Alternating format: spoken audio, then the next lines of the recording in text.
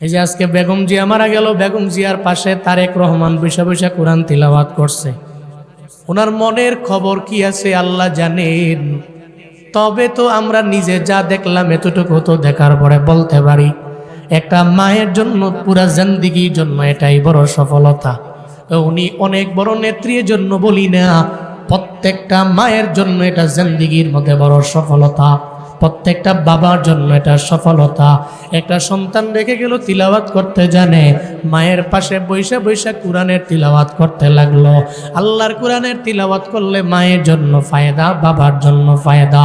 ইন্তেকালের পরে, ইন্তেকালের আগে মা বাবা সন্তানের দরবারে এটাই চায়, টাকা চায় না, ক্ষমতা চায় না, বাড়ি চায় না, গাড়ি চায় না, কারণ চায় সন্তান আমার শিয়রের পাশে এসে বৈশা যাক। যেই সন্তানের আমি আদর করে গর্বের মধ্যে নিলাম, ওই সন্তান যদি আমি মায়ের শিয়রের পাশে দাঁড়াইয়া কোরআনের তিলাওয়াতের আওয়াজ যদি আমার জীবনের শেষ মুহূর্তে দিয়া দিতে পারে, আমি তিলাওয়াত শুনতে শুনতে কবরের মধ্যে যাইতে পারবো। এটাই মা বাবার জীবনের বড্ড সফলতা। এই শুধু তাই না, বেগম জিয়া মারা গেল, বেগম জিয়ার কপালটা কত ভালো, ওই ইমামতি করলো আব্দুল মালেক সাহেব। এত বড় দামি একজন ইমাম, এত বড় দামি একজন আলেম, আপামর জনতারা আগে চিনত না, এখন তো ঠিক ইমাম মালেক সাহেবরে ভালো করেই চিনে, হুজুররে ভালো করেই চিনে। উনি ইলমের কত বড় সাগর এটা ভালো করেই মানুষ এখন আপামর জনতারাও জানে। উনি জানাজার ইমামতি করলো। আবার আজারি সাহেব আর মামুনুল হক সাহেব, এত দুইজন দামি লোক কফিন কাদের মধ্যে নিয়ে নিল। এর চাইতে দামি মরণ আর কি হতে পারে বলেন না? একটা মা বাবার জীবনে এটাই তো জীবনের সেরা অর্জন। এর চাইতে বড় পাওয়া জমিনের মধ্যে আর কেউ কিছু নেই। এর চাইতে বড় অর্জন আর সফলতা এই জমিনের মধ্যে আর কিছু হতে পারে না। মনে রাখবেন রে বাবা, জীবনের সবচেয়ে বড় অর্জন হলো কোরআনটাকে বুকের মধ্যে ধারণ করা।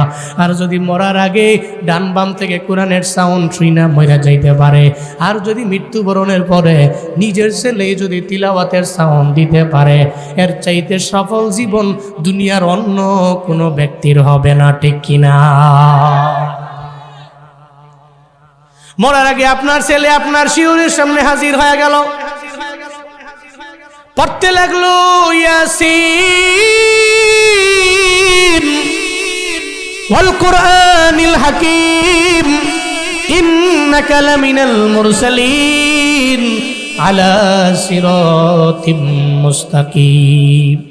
সুন্দর করে ইয়াসিনের তিলাওয়াত যখন আপনার শিয়রের পাশে দাঁড়ায় দাঁড়ায় পড়তে লাগলো, সূরা রহমানের তিলাওয়াত করতে লাগলো, সূরা ওয়াকিয়ার তিলাওয়াত করতে লাগলো, বিভিন্ন সূরাগুলো পড়তে লাগলো, কসম করে বলে যাইতে পারি ওই মা তো সফল মা, ওই বাবা তো সফল বাবা। আপনিও তো পারেন চাইলে এমন সফল বাবা হওয়ার জন্য, আপনিও তো চাইলে পারেন এই এলাকার আম্মা জানেরা আপনি একজন সফল মা হয়ে যাবেন। আপনি ইন্তেকালের পরে ভাড়া কইরা মৌলবি আইনা হুজুর আইনা কেন তিলাওয়াত করার লাগবে? মা বাবার জন্য সন্তান যেই মন দিয়া কোরআন তিলাওয়াত করবে, মা বাবার জন্য সন্তান কবরের পাশে দাঁড়াইয়া যেমনে চোখের পানি ফালায় কান্না করতে পারবে, অন্য কোনো ব্যক্তি এভাবে এসে তিলাওয়াত করবে না। অন্য কোনো ব্যক্তি মা বাবার কবরের পাশে দাঁড়াইয়া এভাবে মন থেকে দোয়া করবে না, কারণ সন্তান তো মা বাবার প্রতি দুর্বল। অন্য কাউরে ভাড়া কইরা আনলে মা বাবার প্রতি ওই ব্যক্তি এত দুর্বল হবে না, ঠিক কিনা? এই জন্য আপনি দামি হবেন, মা বাবা হবেন দামি মা বাবা। কারণ এই জমিনে 4 শ্রেণীর মা বাবা বড় দামি। কয় শ্রেণীর? 4 শ্রেণীর মা বাবা বড় দামি। এর মাঝে 1 নম্বরে সেই মা বাবা যেই মা বাবার সন্তান শহীদ হয়ে গেছে। শহীদের মা বাবা বড় দামি, বড় সফল মা বাবা। কারণ যারা সুহাদা, শহীদরা তো বেলা হিসাব রবের জান্নাতি। সুবহানাল্লাহ, জুড়ে কয় না? শহীদরা তো বেলা হিসাব জান্নাতি। হাসরের ময়দানে শহীদ বলবে, ও আল্লাহ, আমার মা বাবারে জাহান্নামের মধ্যে রাইখা আমি জান্নাতের মধ্যে একা একা যাব, এটা জীবনেও হতে পারে না রে আমার আল্লাহ।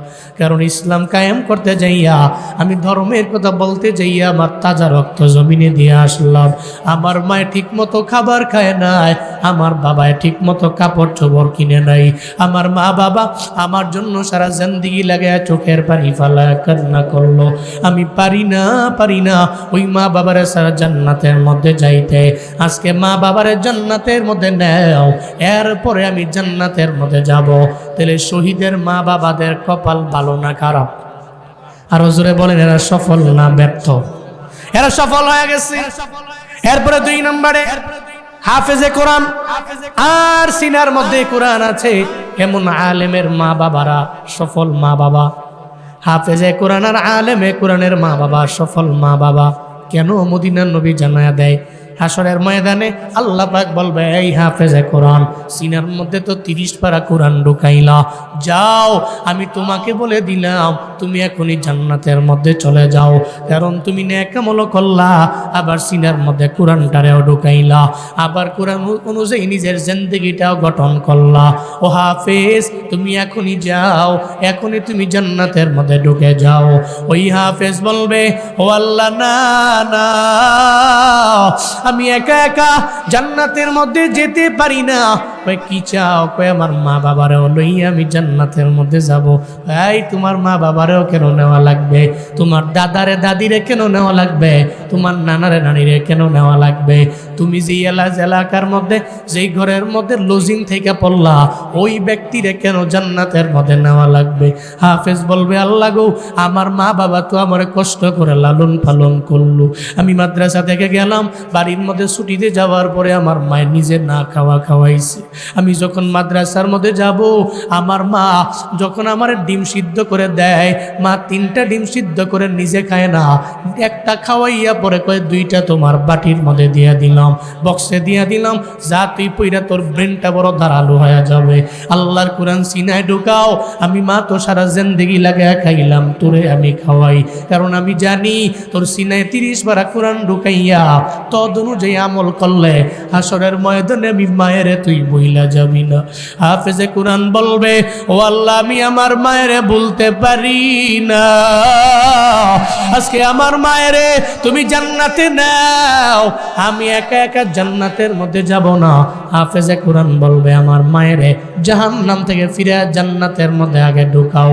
মদিনার নবী কয়, জাহান্নাম ওয়াজিব হয়ে গেছে এমন 10 জন হাফেজে কোরআনে দিলে টিপ আত্মীয় স্বজন। আল্লাহ বলবে, যা তোমারে পারমিশন দিয়া দিলাম, অনুমতি দিয়া দিলাম, তোমার 10 জন রিলেটিভ আত্মীয়দের মধ্যে জাহান্নাম কনফার্ম হয়ে গেছে। কত ওয়াজাবাত লাহুমুন নার, এদের জন্য জাহান্নাম কনফার্ম হয়ে গেছে। জাহান্নাম থেকে ফিরাইয়া এই মুহূর্তে তুমি তোমার আত্মীয় স্বজন লইয়া জান্নাতে ঢুকে যাও।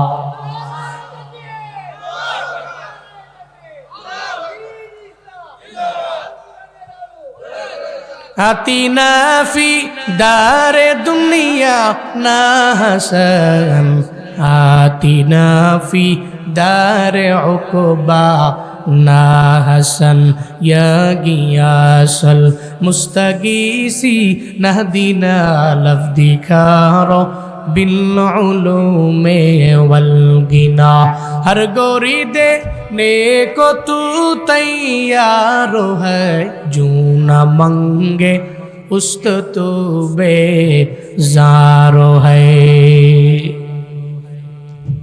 তাহলে 1 নম্বরে সুহাদাদের মা বাবারা সফল মা বাবা, 2 নম্বরে হাফেজে কোরআনের মা বাবা সফল মা বাবা, 3 নম্বরে সফল মা বাবা তো সে যার সন্তান নাবালেগ অবস্থায় মারা গেল, নাবালেগ অবস্থায় যাদের সন্তান দুনিয়া থেকে বিদায় নিয়ে চলে গেল, এমন সন্তানের মা বাবারা সফল মা বাবা।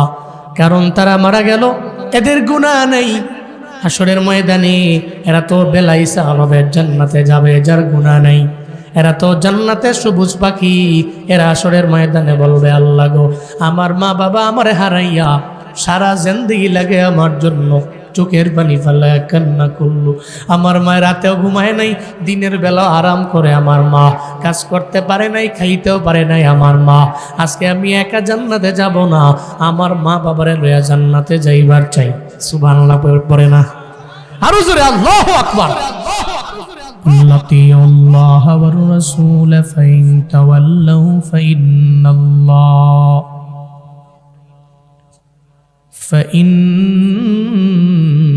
الله لا يحب الكافرين।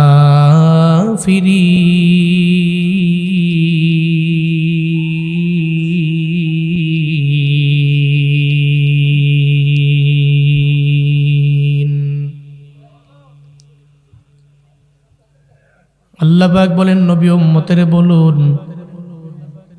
আতিউল্লাহ, এক নম্বরে আনুগত্য করবে আল্লাহরে, দুই নম্বরে আতিউর রাসূল, আল্লাহর পরে আনুগত্য করবে আপনারে। ফাইন তাওয়াল্লাউ ফাইন্নাল্লাহ, যারা এর পরেও মুখ ফিরে নিবে, আল্লাহকে ইতোয়াত করবে না, নবীরেও করবে না, মুখ ফিরে নিল, আল্লাহরেও মানে না, নবীরেও মানবে না। উম্মতদের বলে দেন, যারা আল্লাহরেও মানে না, নবীরেও মানে না, আল্লাহ মানে না, রসুল মানে না, লস তো এদেরই হয়ে গেল। আমার আল্লাহর কোনো লসও নেই, রবের কোনো লাভও নেই। যেই বান্দা আল্লাহরে মানলো, রসুলরে মানলো, ওই বান্দা দামি হয়ে গেল। যে আল্লাহ মানে না, রসুল মানে না, আল্লাহর কোনো লস হলো না, লস হলো বান্দার, ঠিক কিনা? আল্লাহর কোনো লসও নাই, লাভও নাই। আল্লাহ বলে, নবী উম্মতের বলেন ইতোয়াত করবে এক নম্বরে আল্লাহরে, দুই নম্বরে রাসূলেরে। যদি করতে পারে তাহলে ফায়দা তার, যদি না করে মুখ ফিরায় নেয় তাহলে জানিয়ে দেন, কাফেরদের আমার আল্লাহ পছন্দ করে না। আল্লাহ কাফেরদের ভালোবাসে না। যে আল্লাহরে মানে না, রসুল মানে না, কুরআন মানে না, হাদিস মানে না, কিতাব মানে না, সুন্নত মানে না, সে তো কুফরি কইরা কাফের হয়ে গেল। একটা মুমিনের আমার আল্লাহ পছন্দ করে, ভালোবাসে, তার জন্য আল্লাহ জান্নাত বানাইছে। আর যে কাফের হয়ে গেছে, অস্বীকারী হয়ে গেছে, আল্লাহ মানে না, রসুল মানে না, কিতাব সুন্নত কিছুই মানে না, আল্লাহ তারে পছন্দ করে না, তার জন্য জাহান্নাম, জান্নাত না। চিল্লা পড়া যাবে কি নাউজুবিল্লাহ। আল্লাহ পাক বলেন, এক নম্বর ইতাআত আল্লাহর। আল্লাহরে তো দেখা যায় না, ছোঁয়া যায় না, ধরা যায় না, কেমনে করব আমার রবের ইতাআত? দুইটা ব্যাখ্যা করলেন মুফাসসিরিনে কেরাম। আল্লাহর ইতাআত মানে আল্লাহরে দেখো না, ছোঁয়া যায় না, ধরা যায় না, কিন্তু রবের কালাম কোরআন আমাদের ঘরে আছে না নাই? আল কোরআনু কিতাবুল্লাহ, আল কোরআন কালামুল্লাহ। কোরআন তো রবের কিতাব, রবের কালাম। দুনিয়ার কোনো মানুষ বানায় নাই, সব তো মানব রচিত হতে পারে, কিন্তু কোরআন তো মানুষ বানায় নাই। তানজিলুম মির রাব্বিল আলামিন। আল্লাহ পাক বলেন, এটা তো আলামিনের রব। যিনি এক আলমের রব না, যিনি আলামিনের রব, ওই আল্লাহর পক্ষ থেকে নাজিল করা হয়েছে এমন এক কোরআন। ঘরের মধ্যে আছে, কিন্তু কপাল পোড়া মুসলমান ঘরের মধ্যে কোরআনটারে প্রতি বছরে ঘুরা ঘুরা খালি রমজানের মধ্যেই ধরে। রমজানের মধ্যে খতম দাও, এক খতম দাও, দুই খতম দাও, তিন খতম দাও, রমজানই দাও। একটা পর্যায়ে দেখবেন রমজান শেষ হয়ে গেল, আবার কোরআনটারে সুন্দর করে মুড়াইয়া আলমারির উপরে আবার রাইখা দিছে। বছর চইলা যায়, কোরআন ধরেও না, শোয়ে না, কোরআন তিলাওয়াতও করে না, কোরআন অনুযায়ী নিজের জিন্দেগিটাও চালায় না। এমন পরিবার আমগো সমাজে আছে না না? এরপরেও ঘরের মধ্যে রহমত নাই। কিরে কই দৌড়াও? কই কবিরাজের দরবারে যাই। কই কেন? কই তাবিজের জন্য যাই, কারণ তাবিজ দিয়ে আমার ঘরের মধ্যে রহমত এনে ফেলবো। তাবিজ দিয়া তুমি রহমতের জন্য দৌড়াও, তুমি হুজুরের দরবারে যাও পানি পড়ার জন্য দৌড়াও, তো তোমার জন্য তো ঘরের মধ্যে রহমতের জন্য কোরআন তো বাকি আছে। নিজে কোরআন পড়ে না, ছেলেও পড়ে না, মেয়েও পড়ে না, পরিবারের কেউ পড়ে না। 1 বছর পরে পরে একবার ধরে, আবার না ধরলে নাই, আবার কয়ে ঘরের মধ্যে রহমত কেন নাই, বরকত কেন নাই। আল্লাহর কসম করে 2 বার 100 বার করে বলে যাইতে পারি, যেই ঘরের মধ্যে ফজরের নামাজের পরে হয় তিলাওয়াত, মাগরিবের নামাজের পরে হয় তিলাওয়াত, যেই ঘরের মধ্যে ফজরের নামাজের পরে ইয়াসিনের তিলাওয়াত হয়, যেই ঘরের মধ্যে মাগরিবের নামাজের পরে সূরাতুল ওয়াকিয়ার তিলাওয়াত হয়, আল্লাহর কসম করে বলা যায় ওই ঘরের মধ্যে যদিও ইনকাম কম হতে পারে, কিন্তু আল্লাহ পাক বরকত দিয়া ঘরের মধ্যে ভরপুর বানায় দিবে। চিল্লা পড়া যাবে কি সুবহানাল্লাহ। আল্লাহ কয় কোরআন তোমার আগে, আল্লাহর কোরআন তুমি পড়ো, রবির কোরআন তুমি ধরো, কোরআন অনুযায়ী জিন্দেগি চালাও। দুনিয়ার যত মানুষ যতই যাই করে, কিন্তু কোরআন ছাড়া তো এই বান্দার কোনো পুঁজি নেই, কারণ তার সংবিধান হলো কোরআন। জীবনে কোনো না কোনো একদিন কোরআন তো বান্দার ধরাই লাগবে, কারণ জানে কোরআন ছাড়া আমার কোনো গতি নাই, কোরআনই আমার লাগবে, কোরআনই আমার সমাধান, কোরআনই আমার সমস্যার সমাধান। ওই কোরআন যেখানে আছে সব সমাধান তো এই জায়গার মধ্যে আছে। কোরআন জেনে নাই ওখানে সমস্যার সমাধান 3টা হবে, 5টা হবে না, সমস্যা হয়ে যাবে 10টা, কিন্তু দেখা যাবে সমাধান করলো 5টা, বাকি 5টার মধ্যে আটকে গেল। কিন্তু রবের কোরআন তো এমন কিতাব, সমস্যা যতই বাড়বে সমাধান আছে না নাই? আরো জোরে বলেন আছে না নাই? এই জন্য আল্লাহর কোরআন দামি। আপনি নিজে পড়তে পারেন না, ছেলেরে পড়াবেন, নিজে পারেন না মেয়েরে পড়াইবেন, ছেলেরে দিবেন মাদ্রাসায়, মেয়েরে দিবেন মাদ্রাসায়। হুজুর আমি কোরআন পড়তে পারি না, আমার ছেলেটারে আমি মাদ্রাসার মধ্যে দিয়া দিলাম, অন্তত পক্ষে যাতে আমার মরণের পরে আমার ছেলেটা আমার পাশে বৈশা কোরআন তিলাওয়াত করতে পারে। এটাই তো প্রত্যেকটা মা বাবার জিন্দেগির বড্ড সফলতা।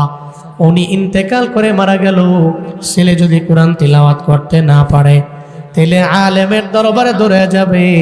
হুজুর যদি ব্যস্ত থাকে তাহলে মা বাবার পাশে বৈশা একটু কোরআন তিলাওয়াত, হুজুর আইল না, সেও তো কোরআন পড়তে পারল না। এর মতো বদনসিব মা বাবা জমিনের মধ্যে আর কেউ নাই। তাহলে 1 নম্বরে শহীদের আব্বা আম্মা সফল, 2 নম্বরে হাফেজে কোরআনের আব্বা আম্মা এরা সফল, 3 নম্বরে সফল হলো নাবালেগ অবস্থায় যে আব্বা আম্মা সন্তান চলে গেছে, মরে গেছে, একটা পোলা মরে গেছে, তো এই ছেলে মেয়ে হাসরের ময়দানে সুপারিশ করে তারে জাহান্নাম থেকে ফিরে জান্নাতের মধ্যে নিয়ে যাবে। আর 4 নম্বরে সফল মা বাবা তো সেই মা বাবা যেই মা বাবার একটা সন্তান জন্ম থেকেই মানসিক রোগে আক্রান্ত, যেটাকে আমরা মেন্টাল বলি, পাগল বলি, ম্যাড বলি, সফল সেই মা বাবা। এই জন্য সন্তান যদি মানসিক রোগী হয় চিন্তা নাই, এই সন্তান আপনার আখেরাতের পুঁজি হয়ে গেছে, আপনার জাহান্নাম থেকে ফিরে জান্নাতের মধ্যে নিয়ে যাব। কেন জানেন? হাসরের ময়দানে সেই মানসিক রোগীটা মনে রাখবেন যে পাগল, জন্মগত পাগল, ওর তো কোনো চিন্তা নাই, দুনিয়াতে পাগল, দুনিয়ার সমস্ত নিয়ামত থেকে সে মাহরুম, সে বঞ্চিত। আপনি যা বুঝেন সে সেটা বুঝে না। আপনি যে আকল দিয়া সব খাটায় করতে পারেন, সে আকল দিয়া কিছুই করতে পারে না, কারণ সে জন্মের পর থেকে কেন যেন মেন্টাল হয়ে গেছে, ম্যাড হয়ে গেছে, কোনো একটা রোগে সে রোগী হয়ে গেছে, স্বাভাবিক কোনো লাইফ লিড সে করতে পারে নাই। মনে রাখবেন এই সমস্ত যে পাগল যারা আছে, এই পাগল বিনা হিসাবে জান্নাতি।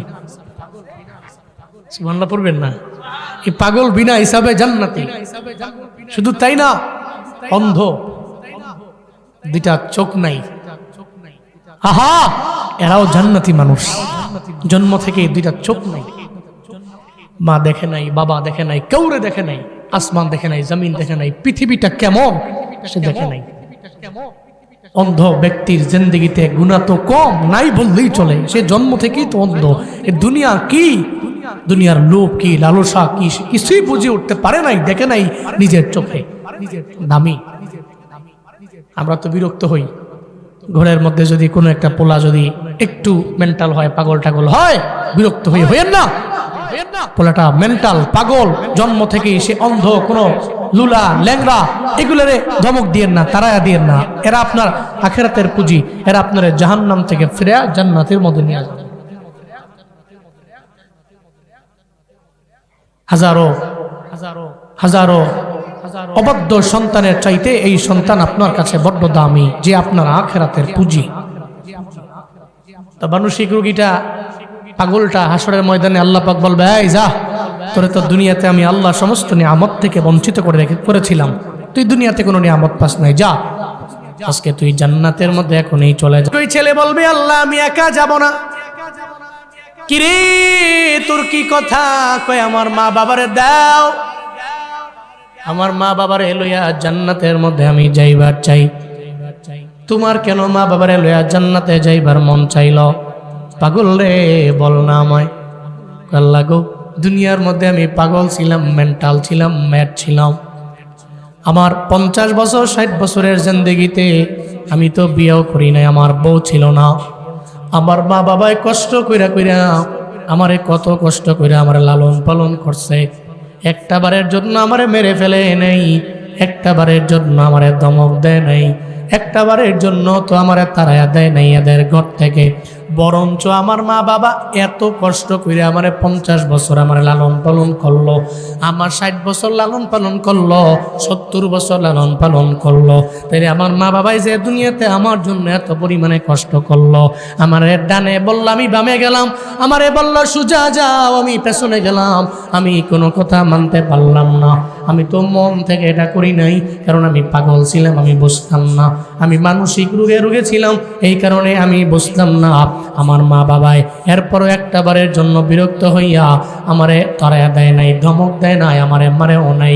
বরঞ্চ কোনো একটা মজলিসের মধ্যে গেলে, কোনো একটা বাড়িতে গেলে আমার মা বাবাই একটা বারের জন্য বলে না এটা আমার ছেলে না, আমাকে ছেলে পরিচয় দিল, আমারে নাতি পরিচয় দিল, আমার দাদাই আমারে পরিচয় দিয়া দিয়া একটা বারের জন্য নিজেদেরকে ছোট মনে করে নাই, মনে করছে আমার পোলাটারে আবার আল্লাহ মানসিক রোগী বানাইছে। অনেক জায়গায় তো গেলে ছোট হয়েছে, কিন্তু এরপর পরিচয় দিচ্ছে এটা আমার ছেলে। আজকে হাসরের ময়দানে আমি একা একা জান্নাতের মধ্যে যেতে পারবো না। আল্লাহ গো, আমার মা বাবারে আমার সঙ্গে দেও, এদের সারা জান্নাতের মধ্যে যেতে পারি না। এই জন্য 4 দলের মা বাবা সফল। 1 নম্বরে শুহাদা, 2 নম্বরে হাফেজে কোরআন আর আলেমে কোরআন, আর 3 নম্বরে যাদের সন্তান নাবালেগ অবস্থায় মারা গেল, দুনিয়া থেকে বিদায় নিয়ে চলে গেল, আর 4 নম্বরে যাদের সন্তানটা জন্ম থেকেই পাগল। এখন অনেকে চিন্তা করে, ঠিক আছে আমার সন্তান এটারে পাগল বানাই দিব, আমি 10-15 বছর গিয়া আবার পাগল টাগল বানাই দিব, এতে পাগল সাজবো, তাহলে হে আমার জাহান্নাম থেকে ফিরে আর জান্নাতে নিয়ে যাব। এই পাগল সেই পাগল না, সমাজে এরকম বহুত পাগল আছে। দেখবেন হঠাৎ করে কিরে চুল টুল কাটে না, 1.5 মাস 3-4 মাস 5 মাস হয়ে গেছে, চুল টুল কাটে না, মুছও কাটে না, কই জানি গেছে, কোন দরবারে গেছে বা কোন মাজার গেছে, গিয়ে আনতে আইছি। আইয়া এলাকার মধ্যে হের ভাবসাবি অন্যরকম, কি তুমি বুঝো না আমি পাগল। তো এটা সাজা পাগল, সাজে পাগল, এরকম আছে না নাই? চুল মূল কাটে না, মুছও কাটে না, এরা দেখতে মনে হয় পুরো পাগলের মতো, পাগল সাজে, অথচ হে ডানও বুঝে, বামও বুঝে, খাওয়ানো বুঝে, টেয়াও বুঝে, সবই বুঝে। এরকম আছে না নাই? ইটা বন্ড, ইটা বন্ড, বন্ডামি কইরা পাগল সাজি, পাগল বুঝো না, মেসের লোক এটা করে কয় আমি, তুমি বুঝো না আমি কোন লাইনে চলে গেছি গা। আমি একবার আল্লাহর লোকে পুরা সম্পর্ক মানুষের বিভিন্ন এইটা বুং বাং কইয়া বাউতাবাজি কইরা মানুষের কাছ থেকে বাহবা পাওয়ার লেগে এইটা করে হুদাই। মূলত হে নামাজও পড়ে না, জাকাতও দেয় না, রোজাও রাখে না, ঠিক মতো তো কোনো পবিত্র অবস্থায় থাকে না। 24 ঘন্টার মধ্যে 20 ঘন্টা অপবিত্র। ও তো জিন্দেগিতে জীবনও কোনোদিন রবের আশেক পাগল হতে পারে না।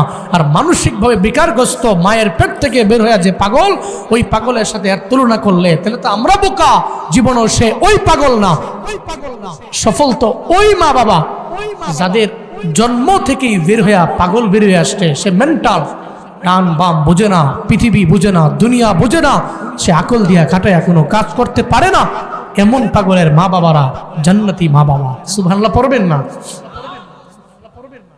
তাহলে রবের কোরআনের সাথে আমাদের সম্পর্কটা হয়তো আমি লাগাবো, তাহলে আমার ছেলেরে দিয়ে লাগাবো, নাহলে আমার মেয়েরে লাগাবো, না হয় আমার নাতিরে লাগাবো, না হয় আমার নাতিনরে লাগাবো, মানে যেমনে না যেমনে হোক, নাহলে কিচ্ছু পারি নাই। আমার পোলার বউ আছে না, এই পোলার বউ কোরআনের সাথে সম্পর্ক লাগাইছে, এমন একটা বউ দিহা পোলার জন্য বউ আনবো।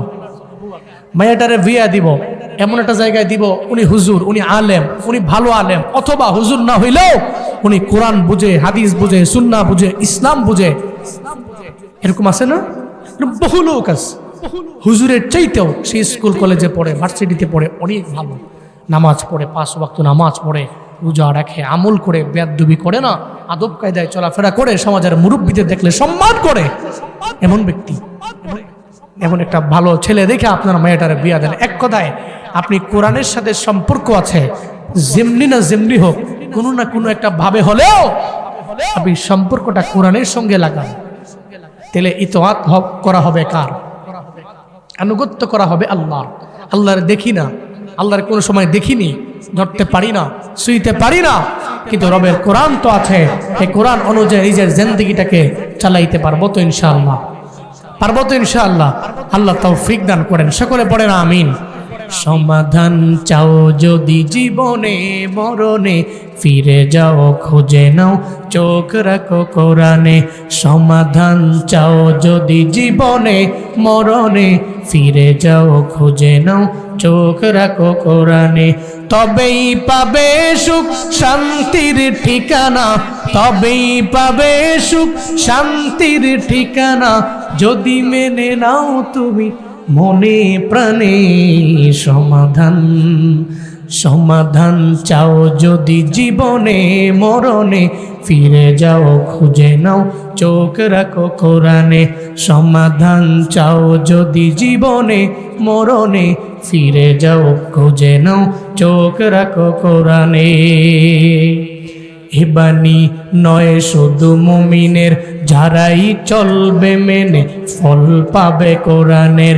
এই দুনিয়ায় আর সেই দুনিয়া, এই দুনিয়ায় আর সেই দুনিয়া, শান্তি পাবে তুমি দোজাহানে। সমাধান সমাধান চাও যদি জীবনে মরণে, ফিরে যাও খুঁজে নাও চোখ রাখো কোরআনে। সমাধান চাও যদি জীবনে মরণে, ফিরে যাও খুঁজে নাও চোখ রাখো কোরআনে। তবেই পাবে সুখ শান্তির ঠিকানা, তবেই পাবে সুখ শান্তির ঠিকানা, যদি মেনে নাও তুমি মনে প্রাণে। সমাধান সমাধান চাও যদি জীবনে মরণে, ফিরে যাও খুঁজে নাও চোখ রাখো কোরআনে। সমাধান চাও যদি জীবনে মরণে, ফিরে যাও খুঁজে নাও চোখ রাখো কোরআনে। আল্লাহর কোরআন সমাধান আছে না নাই? যারা বলেন আছে না নাই? আল্লাহ সেই কোরআন দিয়ে আমাদের লাইফের প্রত্যেকটা প্রবলেমকে সলভ করার তৌফিক দান করেন। আরো জোরে পড়েন আমিন। ঝামেলায় পড়ে গেছি তো কোরআনে যাব, ঝামেলায় পড়ে গেছি তো হুজুরের কাছে যাব, আমি তো কোরআন পারি না, এটা কোরআন থেকে বুঝিয়ে দেন। আল্লাহ আমাদের সবাইকে কোরআন দ্বারা লাইফ লিড করার তৌফিক দান করেন। তাহলে 1 নম্বরে ইতআত কার? কার? আল্লাহ পাকের। এবার আল্লাহকে কোরআন মানলাম, কোরআনের পরে সুন্নাহ, কোরআনের পরে কি? সুন্নাহ। আমি সুন্নাহকে আঁকড়ে ধরবো, আমি সুন্নতকে আঁকড়ে ধরবো, সুন্নাহ অনুযায়ী আমার পুরা জিন্দেগিটাকে আমি বাস্তবায়ন করব। কোরআন এবং সুন্নাহ মানছি তো কি ফায়দা? তারাকতু ফীকুম আমরাইন লান তাদিল্লু মা তামাসসাকতুম বিহিমা কিতাবাল্লাহ ওয়া সুন্নাত রাসূলিহি। মদিনার নবী বলেন, এই আমার উম্মত, তোমাদের দরবারে আমি রেখে গেলাম দুইটা আমর, দুইটা জিনিস, দুইটা বিষয় আমি তোমাদের কাছে রেখে গেলাম। তারাকতু ফীকুম আমরাইন, দুইটা আমর রেখে গেলাম, দুইটা বিষয় রেখে গেলাম। লান তাদিল্লু মা তামাসসাকতুম বিহিমা, লান তাদিল্লু জীবনও কোনোদিন তোমরা পথভ্রষ্ট হবা না। মা তামাসসাকতুম বিহিমা, যতদিন পর্যন্ত এই দুইটা জিনিসে তুমি বুকে লালন করবা, তুমি আঁকড়ে ধরবা, ততদিন পর্যন্ত তুমি লাইনচ্যুত হবা না। কারণ লাইনচ্যুত হওয়ার সম্ভাবনা উম্মতের মাঝে বেশি। আমগো কাছে তো 500 টাকা দিলে আমরা বিক্রি হয়ে যাই, ঠিক কিনা? এরপরে আকলের বিরুদ্ধে যুদ্ধ লাগাইয়া দিই। কিরে তুই না আকিল, তুই তো আল্লাহর পক্ষ থেকে আকল প্রাপ্ত বান্দা। আল্লাহ তোরে আকল দিল, বিবেক দিয়ে দিল, এরপরেও তুমি 500 টাকার দরবারের কেন নিজেরে বিক্রি করে দাও? কেন তুমি 1000 টাকার দরবারে নিজেরে বিক্রি করে দাও? মদিনার নবী কয়, উম্মত রে, জীবনও কোনোদিন তুমি লাইনচ্যুত হবা না। বহু মানুষ আছে হিদায়াতের লাইন থেকে দেখবেন লাইনচ্যুত হয়ে যায়। নাস্তিকদের মধ্যে একজন আছে, তার নাম হইল মুফতি মাসুদ।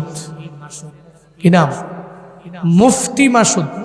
দ্যাট মিনস মাদ্রাসায় পড়ছে, কোরআন পড়ছে, এমন কি কোরআন তার সিনায় 30 পারা কোরআনও আছে। কোরআন সব জায়গায় পরিপূর্ণ, ভালো ছাত্র, মেধাবী, মাদ্রাসায় পড়াইছে, দর্শের কিতাব সামনে লইয়া পড়াইছে, মসজিদে ইমামতি করছে, নাস্তিক হয়ে গেছে। অনলাইন যারা দেখে, সেকুলারদের দেখবেন মাঝে মাঝে এদের লাইভগুলোর সামনে আসে, ওই লাইভে এদের ফেমাস, সেকুলারদের মধ্যে ফেমাস মুফতি মাসুদ। এক কয় যে আমি মাদ্রাসায়ও পড়াইছি, আমি মসজিদেও গেছি, আমি ইমামতি করছি, আমি খতিব ছিলাম, আমি যখন মুসলমান ছিলাম তখন সব কিছু আমি করছি, কিন্তু তুই এখন এমন কে? ওই যে সেকুলার হয়ে গেছে। আল্লাহ হিদায়াতের লাইন থেকে এর দূরে সরাইয়া নিয়ে গেছে। মনে রাখবেন, হিদায়াতের লাইনে আল্লাহ পাক সবাইকে রাখে না। কিছু আছে হিদায়াতের লাইন থেকে লাইনচ্যুত হয়ে যায়। এই জন্যই তো আমরা বারবার নামাজে রবের দরবারে সূরা ফাতিহায় বলি, ইহদিনাস সিরাতাল মুস্তাকিম।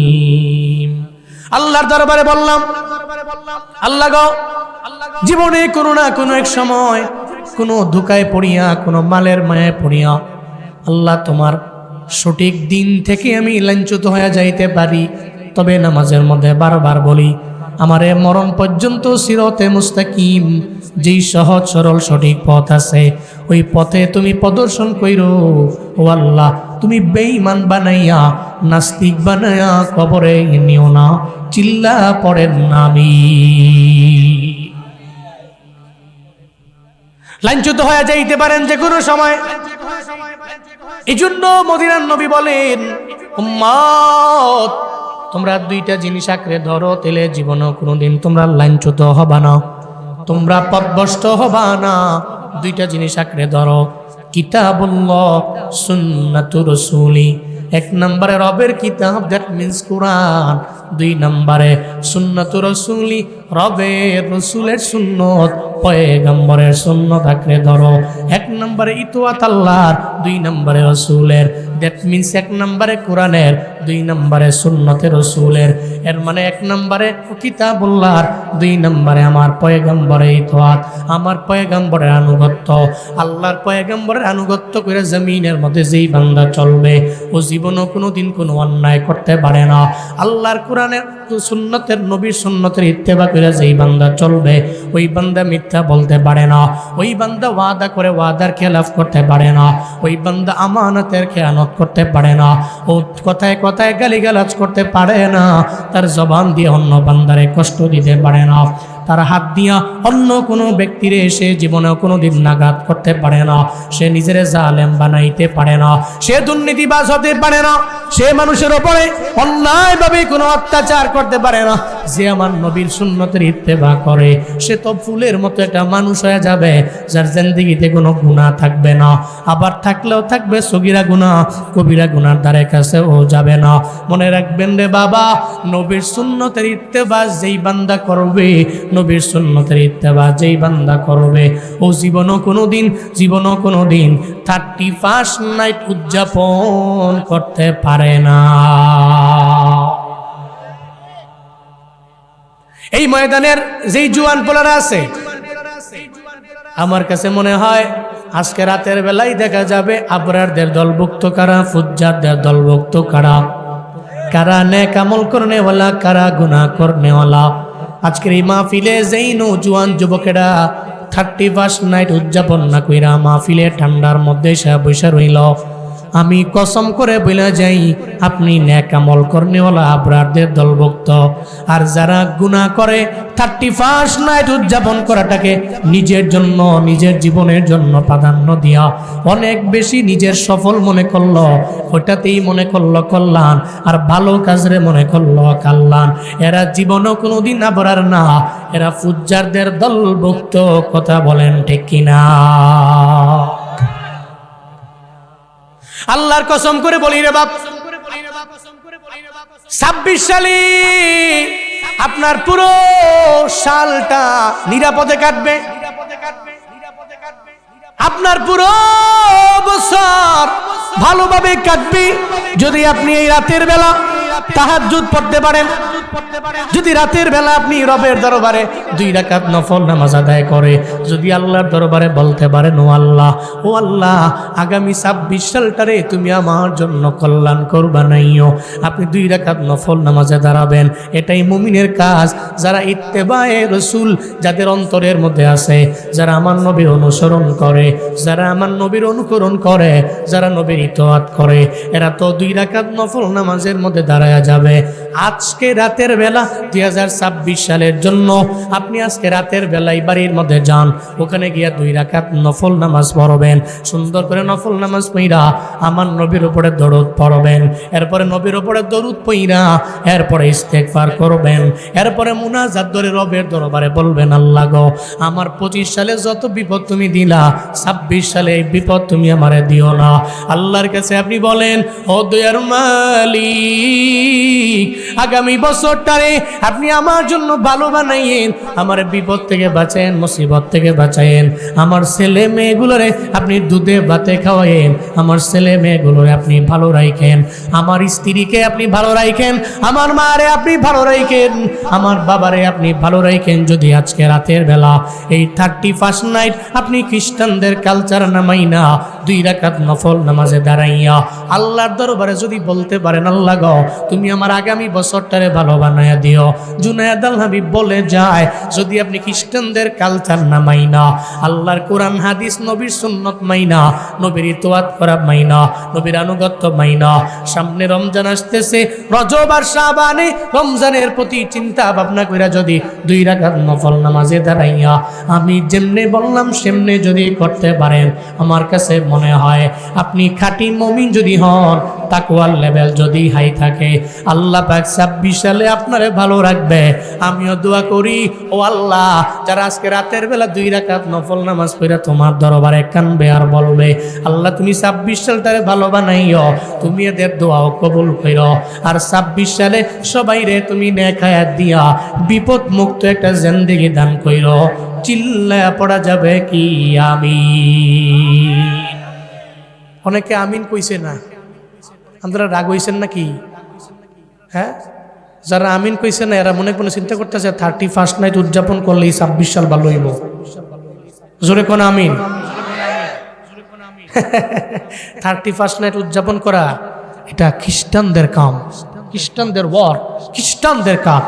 এটা জীবনও কোনোদিন যারা নবীর ইতাআত করে, আনুগত্য করে, নবীরে ফলো করে, সাহাবায়ে কেরামদের ফলো করে, জীবনও কোনোদিন এদের কাজ 31 নাইট হতে পারে। মান তাশাব্বাহা বিকওমিন ফাহুয়া মিনহুম। আপনার জন্য এই হাদিসটাই এনাফ। আপনি খালি বাড়িতে যা বালিশে মাথা লাগা চিন্তা করেন, আপনি সমাজে যেভাবে চলছেন, আপনি লাইফ লিড যেভাবে করছেন, এটা কি নবীর সুন্নতের উপরে হচ্ছে, না কিছু কিছু কাজ খ্রিস্টানদের অনুসরণে হচ্ছে? যদি মনে করেন খ্রিস্টানকে আপনি অনুসরণ করতে খুব স্বাচ্ছন্দ্য বোধ করছেন, এটা আপনার কাছে পজিটিভ মনে হচ্ছে, নেগেটিভ নয়, এটা আপনার কাছে উপকারের মনে হচ্ছে, অপকারের নয়, তাহলে মনে রাখবেন, মান তাশাব্বাহা বিকওমিন ফাহুয়া মিনহুম। আপনার যে কাজটা যে সম্প্রদায়ের সাথে মিলবে, তাসবিহ হবে, সাদৃশ হবে, ওই সম্প্রদায়ের সাথেই তো আপনি হবেন, ওই সম্প্রদায়েরই আপনি হবেন। আর ওই সম্প্রদায়ের মধ্যে হলে খ্রিস্টানরা, ইহুদিরা, বেদিনরা, বিদুর্মীরা সবাই তো জাহান্নামী। তো আপনিও তো এদের দলে যা এদের মাঝে মিললে আপনি জাহান্নামী হইলেন, তাহলে আপনি বালিশের মাথা লাগায় চিন্তা করেন আপনি কি নবীর সুন্নতে ইত্তেবা করবেন নাকি আপনি খ্রিস্টানকে ফলো করবেন। অনেকের মনে চিন্তা আছে, ইয়াংদের বিশেষ করে যুবকদের মনে চিন্তা আছে, হুজুর খালি কয় আমি খালি 31st নাইট একদিন উদযাপন করলেই বলে আমি জাহান্নামী। এটা অনেকের মনে চিন্তা আছে, আমি 14 ফেব্রুয়ারির একটা রাত একটা দিন ভ্যালেন্টাইন্স ডে উদযাপন করলেই নাকি আমি খ্রিস্টানদের অনুসরণকারী হয়ে যাই।